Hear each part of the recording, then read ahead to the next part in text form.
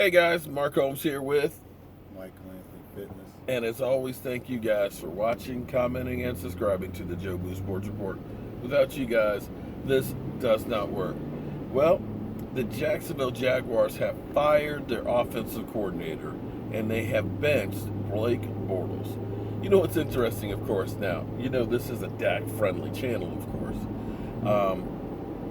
And I know a lot of you still do not believe in my quarterback, even though he had 2 touchdown passes, now that he has a weapon, as well as a rushing touchdown, which I believe means he's up to 56 passing touchdowns and 17 rushing touchdowns. Earlier in the season, and it's amazing because it seems like we're getting less and less trolls that are talking about how bad my quarterback is. It's funny because I remember people saying they would take Blake Bortles over Dak Prescott.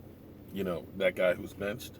I remember people saying, I'd take Jameis Winston over Dak Prescott. You mean that guy who is basically going back and forth with Ryan Fitzpatrick? Oh, people have said they'd take Ryan Fitzpatrick as well. Okay. It's funny. You still take those guys over Dak Prescott? Inquiring minds would like to know. Now, the good news is Zach Martin is back to practice. He missed yesterday's.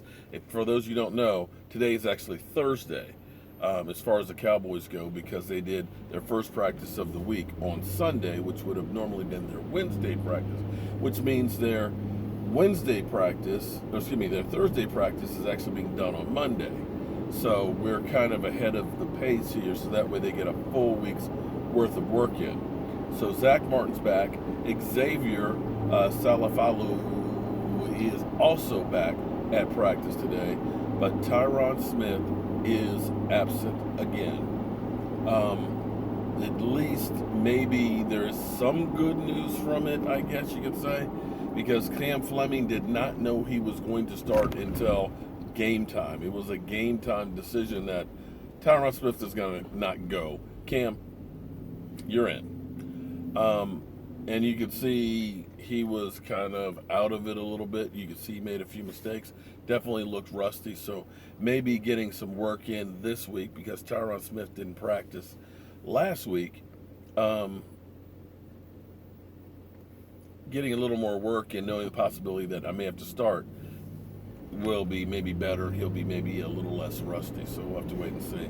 Hopefully they're just keeping Tyron Smith out, because he is just really nicked up. That body is just in bad shape, and they just want him to save it for game day. Hopefully that's the case, because we need all hands on deck to take on the New Orleans Saints.